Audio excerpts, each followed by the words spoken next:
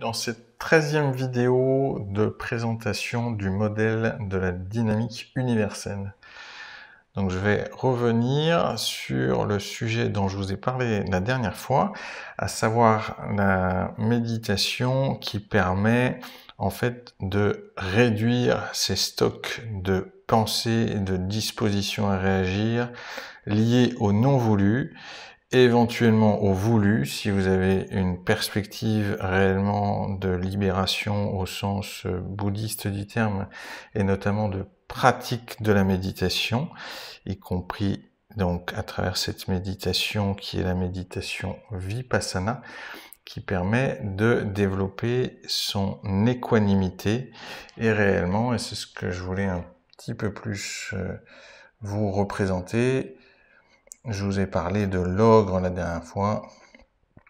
Donc ça c'est la personne, son état d'esprit, avec donc les élans d'un côté et de l'autre, et le champ d'énergie qui va dans ce sens-là.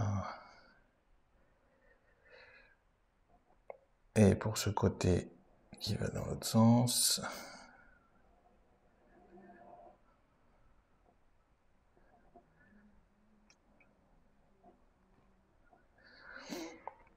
Voilà, l'ogre, vu qu'on l'a mis à la diète, donc c'est-à-dire qu'on n'ajoute plus de réactions, on n'ajoute plus de pensées nouvelles. Bien sûr, on l'a dit, il y a quand même des pensées qui vont venir s'ajouter, notamment celles liées à la compréhension de ce qui est en train de se passer, mais on n'est plus dans la démarche habituelle d'être dans la pensée en permanence ou en train d'interagir avec la pensée.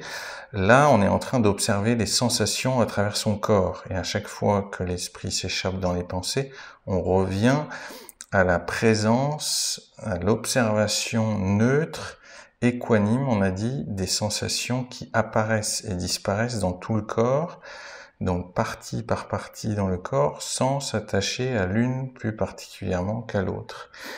Et alors, nos stocks de pensée, nos stocks principalement, surtout en priorité, nos stocks de disposition à réagir, même s'ils sont invisibles, et notamment ceux dont on veut se débarrasser en priorité, à moins qu'on soit dans la direction de se libérer totalement du monde des sensations, comme peut le souhaiter un moine qui veut se libérer intégralement du samsara, le monde des sens, des sensations. Sinon, on a plutôt tendance à vouloir se libérer quand même du côté des stocks liés au non voulu. Mais il y a des choses qui se réorchestrent aussi du côté du voulu de manière très intéressante. Mais disons que vous voulez vous libérer des stocks, notamment de vos émotions négatives, de vos dispositions à réagir négativement, eh bien ça c'est une fabuleuse solution, puisque n'alimentant plus l'ogre, qu'est-ce qui va se passer au lieu d'avoir un élan comme ça? Ce sont les choses qui se sont agrégées par le passé qui vont venir à l'attention, c'est-à-dire qu'ils vont se présenter d'elles-mêmes à l'attention du méditant qui est dans sa posture de ne rien faire d'autre que d'observer ce qui apparaît, disparaît. Et lorsque ces choses arrivent, pensées, réactions, émotions, il va essayer simplement de garder sa disposition à continuer à observer les sensations qui apparaissent, agréables, désagréables, sans y réagir, sans en rajouter. D'habitude, on en rajoute, les élans se continuent, les chaînes de réaction continuent à faire en sorte que les dispositions à réagir et à penser dans la même direction augmentent. Ben là, le fait de ne pas réagir, on va pas rajouter, et en fait, ça va avoir un effet de dissolution. C'est-à-dire, cette chose-là, elle va passer par là, elle va arriver à la présence des pensées, des sensations, qui sont liées, on va en faire l'expérience, des sensations corporelles et des pensées qui sont liées. Là, le fait d'observer juste les sensations vont permettre de délier des sensations et des pensées. Donc des choses qui se sont agrégées sous forme d'émotions, de stock d'émotions, disposition à réagir, vont pouvoir se libérer, on va pouvoir libérer ces agrégats, et en fait les choses vont se clarifier, se diffuser et s'apaiser. C'est-à-dire que une fois que vous avez observé les choses, même si ça peut sembler être une tempête de colère par exemple qui remonte en vous, avec de la chaleur dans le corps, des pensées qui sont liées à cette colère, etc., qui remontent, le fait d'avoir une part de l'esprit qui est vraiment stable face à cette situation qui apparaît, on ne va pas l'alimenter et elle va se résorber d'elle-même. Quand une disposition à réagir se résorbe, qu'est-ce qui se passe ? D'une part, quand le stimuli, c'est-à-dire la situation qui déclenche généralement cette disposition à réagir, se présente, on va réagir moins fortement, jusqu'à ce qu'on ait médité suffisamment et qu'on ait totalement fait disparaître cette disposition à réagir, auquel cas, avec le même stimuli, c'est-à-dire la même situation, ne déclenche plus la même réaction. Et au-delà de ça, on l'a vu, on n'entre plus en résonance avec la même situation, puisque ce qui fait qu'on rentre en résonance avec la situation non voulue, c'est justement notre disposition à y réagir, notre disposition à y penser, à orienter nos pensées dans cette direction. Le fait que ça se soit dissolu, simplement la situation, au bout d'un moment, ne va plus se présenter. Au début, elle continue à se présenter, mais on y réagit moins. On n'y réagit plus de la même manière, c'est plus souple, on passe plus rapidement à autre chose. Et puis au final, quand ça s'est vraiment dissolu, on ne rencontre tout simplement plus la même situation. On est sur une autre fréquence, on est sur un autre registre, on ne peut juste plus entrer en... On ne peut plus interpréter la fréquence de cette réalité vibratoire en une réalité physique dans notre expérience, puisqu'on n'a plus les récepteurs nécessaires à capter cette réalité-là. Elle est juste plus disponible pour nous. On est sur une autre fréquence. Voilà, sur une fréquence radio, si vous êtes sur 105.5, vous ne pouvez pas capter 88.7. Et si 88.7 ne fait juste plus partie des fréquences auxquelles vous pouvez accéder, vous n'y accédez plus. Vous restez sur une autre fréquence. Donc ça permet de relativiser énormément la notion de fatalité et que toute chose peut arriver à tout le monde. Non, ça peut nous arriver si on est sur une fréquence proche, si on a les dispositions à recevoir cette version de la réalité. Sinon, on reçoit tout simplement autre chose. Donc faire évoluer ce qu'on diffuse, c'est-à-dire là quand on alimente l'élan, on est en train de diffuser un message. En diffusant le message, c'est comme si on se réglait sur une fréquence pour recevoir le message équivalent. Donc comme si on avait une radio qui, je veux capter la chaîne de la musique classique, c'est comme si je chantais ou je jouais la musique classique pour capter, de faire tourner mon bouton pour être sur la chaîne de la musique classique. Jouer du jazz, c'est comme s'il fallait que je me mette à jouer du jazz pour capter le jazz. C'est exactement ça. En faisant évoluer ce qu'on émet, on va recevoir différemment. Donc on reçoit en fait ce qu'on émet. Alors dans un sens, d'habitude, la vie courante, c'est on réagit aux choses, donc sans le savoir, on émet en fonction de la réalité extérieure. Quand on commence à comprendre cette dynamique qui est universelle puisqu'elle est valide pour tous, et on peut en faire différents usages de cette dynamique universelle, lorsqu'on comprend comment ça fonctionne, on va choisir ce qu'on diffuse. On va plus réagir aux événements, on va choisir ce qu'on émet pour capter une réalité qui correspond à ce qu'on émet. Alors pour revenir sur mon schéma toujours aussi bien fait, vous l'aurez remarqué, mes grandes compétences de dessinateur, pour revenir sur le schéma que j'avais fait où on voit cet aimant de côté, alors je vais le représenter comme ça. Et je disais, donc quand on est orienté vraiment, on a un élan vers le non voulu, en fait le trou du milieu il est quasi il est inexistant, ou il n'est pas bien large, c'est-à-dire on a pincé le tuyau qui permet à l'élan dans le sens du voulu. Je m'étais trompé dans l'autre, dans la vidéo précédente, à un moment donné je dis non voulu alors que c'est bien voulu. Donc là on est en train de pincer à travers cet élan lié au non voulu, l'élan vers le non voulu. Donc on empêche cet écoulement dans la phase.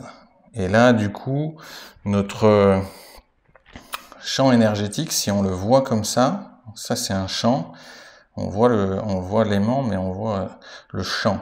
On voit l'aimant tant qu'on est dans la perspective physique des choses. Plus on évolue, plus on comprend que ce qu'on perçoit toujours, c'est un champ d'énergie, et que la partie physique, c'est la traduction que font nos sens et notre mental d'un champ d'énergie, d'un champ vibratoire.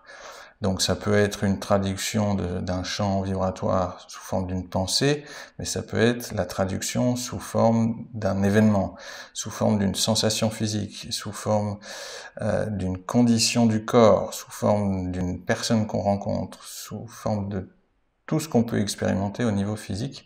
C'est d'abord de l'énergie qui a une certaine fréquence de par le type d'écoulement qui se fait à travers elle, un mixte vibratoire donc, qui donne une fréquence particulière, et que nos sens et notre mental traduisent. Donc notre mental traduit sous forme de pensée, et nos sens traduisent sous forme d'expérience physique, spatiale et temporelle. Donc là, on est dans, si on regarde cette fois, maintenant on l'a compris, pas seulement l'aimant, mais le champ d'énergie.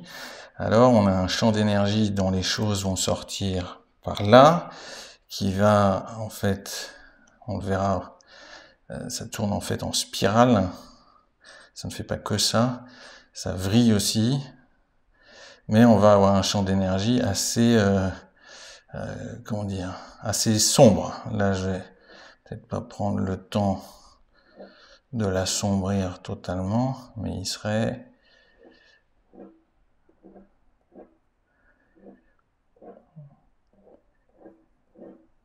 Il partirait toujours, hop, et je vais prendre un petit peu de temps de l'assombrir.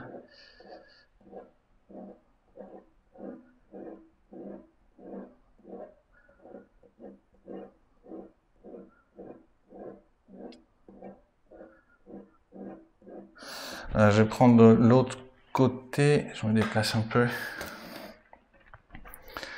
Si j'étais du côté du voulu, alors,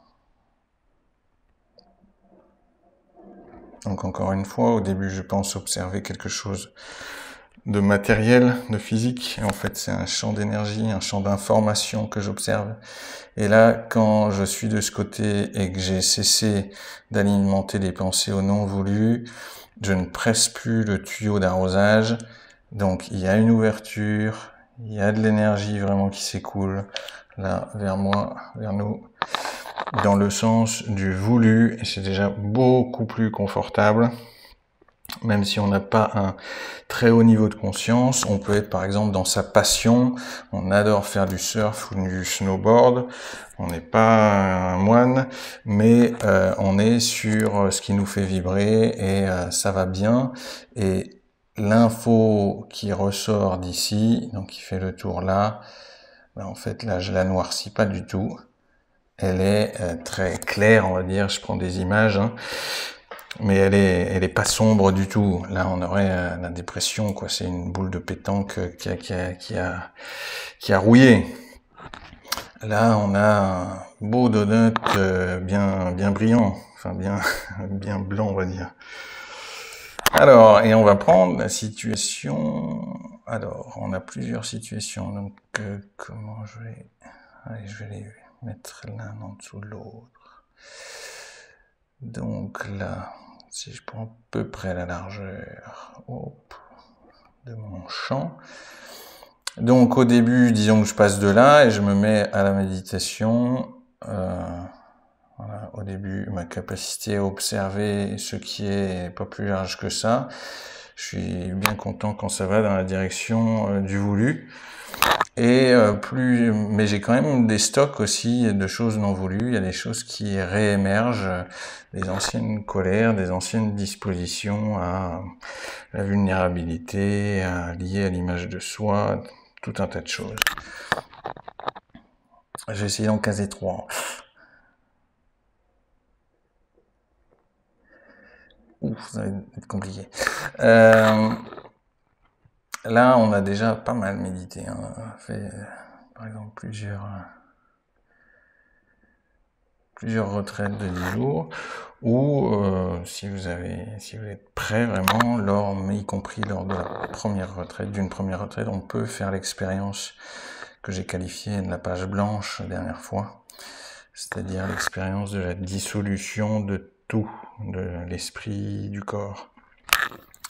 Mais disons que là, notre capacité à observer ce qui est tel que c'est de manière équanime et stable a grandi. On a déjà résolu beaucoup dissous des stocks de dispositions à réagir, des pensées négatives, etc.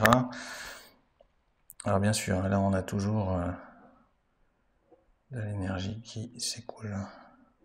Selon le côté qu'on regarde, si on regarde ce côté-là, c'est le côté plus clair, et de ce côté-là, on aurait le côté plus sombre. J'ai pris ce côté.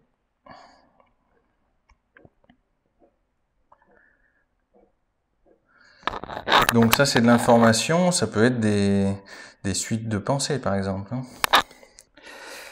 Et donc là, la notion de réalité physique, solide, elle en a déjà pris un coup parce qu'on a fait l'expérience qu'il y a des choses qui se dissolvent, y compris dans le corps, par exemple des douleurs, parce quand on fait ce genre de méditation, on choisit de ne pas bouger pendant certaines heures de méditation, donc il y a des douleurs qui apparaissent, des choses qui remontent, et on a fait l'expérience que si on continue à observer sans réagir, les chaînes de réaction se dissolvent et que finalement on passe au-delà de la douleur. La douleur elle-même, alors que c'était des sensations très lourdes, très denses, très fortes, très intenses, à un moment donné on passe au-delà, hop, ça se dissout. Et donc on a réalisé que des choses qui semblaient indissoluble, c'est-à-dire on pensait qu'il fallait absolument bouger, changer de situation, de position pour que le corps retrouve du bien-être. Finalement, on a passé un cap, il y a eu de la dissolution dans le corps entre les pensées et les sensations. Les choses se sont vraiment résorbées. La notion de solidité en a déjà pris un certain coup. Et puis je vais essayer de le caser. Hop, en dessous. Là, on est, disons, au niveau du cerceau. J'aurais pas la place, mais là, on a beaucoup médité. Alors, ça peut être même sur une première méditation, enfin, une première, en tout cas, retraite. C'est assez rare quand même, mais ça peut arriver, puisque j'en ai fait l'expérience. Où tout se dissout, c'est-à-dire vraiment le corps et l'esprit deviennent des entités énergétiques qui apparaissent, disparaissent, c'est-à-dire on a le côté présence et on a le côté absence. Présence, on a plutôt tendance à le vouloir, on est quand même intéressé par ce qui se passe plutôt que l'absence de quoi que ce soit, pas très attiré par l'absence. Donc, mais on voit des choses, des sensations, notamment le corps fait d'un nombre incalculable, totalement incalculable de particules qui s'allument et s'éteignent, s'allument et s'éteignent, s'allument et s'éteignent, et l'esprit qui s'est énormément calmé et où on arrive à percevoir que, y compris les pensées, sont aussi des phénomènes de ce type qui s'allument et s'éteignent, où d'un côté on a leur présence et de l'autre côté on a leur absence. Je rappelle, hein, j'avais mis voulu, non voulu, mais j'avais aussi défini dès le début voulu et absence du voulu. Donc à un niveau très subtil, on a présence, absence, présence, absence, présence, absence, et le corps et l'esprit, si vous voulez, clignotent à une vitesse incroyable. Alors, sachant qu'on est dans déjà une autre perception du temps à ce moment-là, même si on s'en rend pas compte sur le moment. Par la suite, après, suite à ces expériences, notre niveau d'expérimentation des synchronicités, c'est-à-dire le lien entre ce qui se passe à l'extérieur de nous ou dans notre corps et nos pensées, devient bien supérieur. Ce lien, il est permanent, donc on vit déjà une expérience du temps beaucoup moins linéaire, beaucoup plus synchronistique que lorsqu'on est uniquement figé dans une réalité tridimensionnelle, spatio-temporelle, avec un temps linéaire et une réalité physique figée avec laquelle on doit interagir uniquement à travers son corps et ses actions. Donc là, on est déjà à un niveau très subtil. Et puis, le niveau suivant, j'y reviens, c'est la page blanche.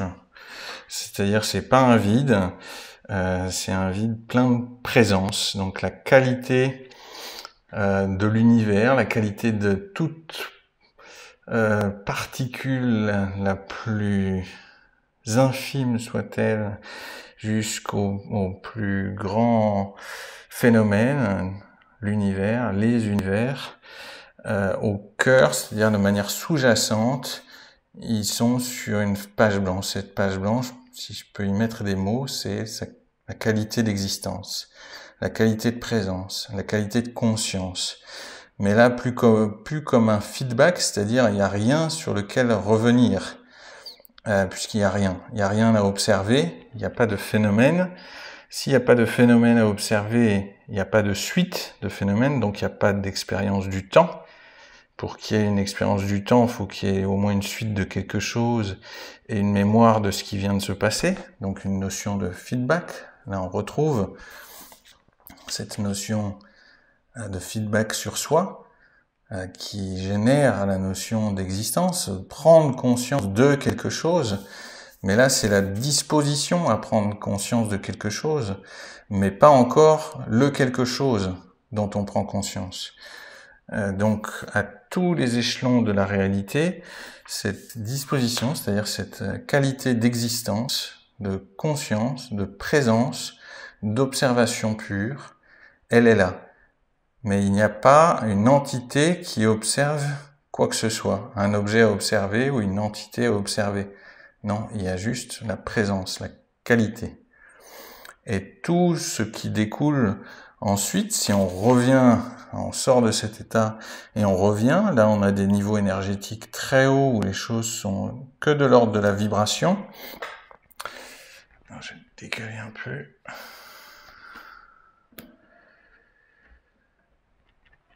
Et là, on revient vers plus de solidité, plus d'expérience du quotidien, je dirais, et avec du physique, du mental avec du physique. Pour ces expériences, notre perception du temps notamment a varié, les synchronicités sont plus nombreuses. On sait que les choses s'organisent non seulement physiquement et linéairement, mais en tout cas à un niveau physique, mais beaucoup plus subtil que celui qu'on concevait avant. Donc les choses s'organisent à travers la juxtaposition des énergies équivalentes, des fréquences équivalentes.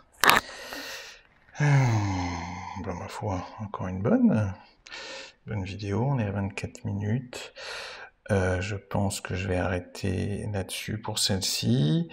Voilà, ça nous permet vraiment maintenant de pouvoir parler clairement de nature du temps et de l'espace, de la nature de la réalité basée sur de la conscience et non plus sur une vision matérialiste de la réalité, où la conscience serait le résultat de l'organisation de la matière. Là, on commence la vision, et ce modèle sert à ça, à avoir une modélisation de la réalité qui est basée sur la conscience, où la conscience est première et où l'expérience matérielle des choses, l'expérience physique des choses est un un des états de conscience, une des fréquences disponibles, mais qui permet d'envisager tout un tas d'autres fréquences et d'envisager d'interagir de plein de manières différentes avec ces réalités possibles et qui rendent l'invisible non plus inexistant, c'est-à-dire on dit on le voit pas, mes sens ne peuvent pas le percevoir, donc c'est juste pas vrai, ça n'a pas d'existence. Là, on commence à vraiment percevoir, à se faire à l'idée que les choses ont une existence, même lorsqu'on ne les voit pas. C'est-à-dire qu'on a dit présence, là, c'est facile de se dire que c'est existant, mais il y a aussi l'existence de l'absence. Et c'est tout aussi existant. Mais le non voulu, l'absence du voulu, peut être existant aussi, même si je ne le vois pas. Donc toutes les possibilités de réalité sont disponibles au niveau vibratoire. Le tout, c'est comment je me situe de par les pensées, les convictions, les définitions, les dispositions à réagir, les stocks d'émotions dont je suis porteur, comment je me situe par rapport à toutes ces réalités disponibles. Et en fait, j'ai deux moyens de savoir comment je me situe, c'est-à-dire c'est qu'est-ce que j'expérimente, parce que c'est le reflet de la fréquence sur laquelle je suis, et comment je me sens, parce que comment je me sens me dit dans quelle direction, vers quelle réalité je m'oriente. Je me sens bien, je suis en train d'alimenter quelque chose qui va dans le sens du voulu. Je me sens moins bien, je suis en train de fermer le tuyau, je suis en train d'alimenter les pensées, les paroles, les réactions, les actes, etc., qui sont en train de fermer la porte à la direction de ce que je souhaite expérimenter. Donc tout est disponible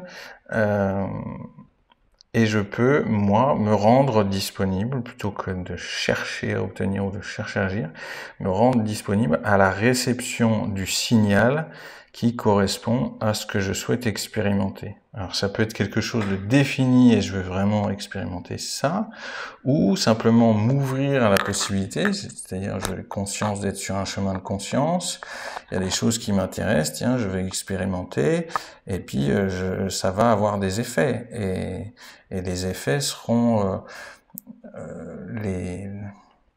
les effets positifs secondaires de mon intention, simplement par exemple de me sentir bien, ou de mon intention d'explorer, ou de mon intention de faire l'expérience, par exemple, de cette méditation soutenue.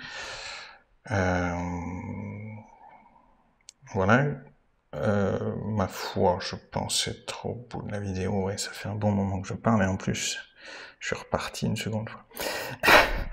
Donc, je conclus.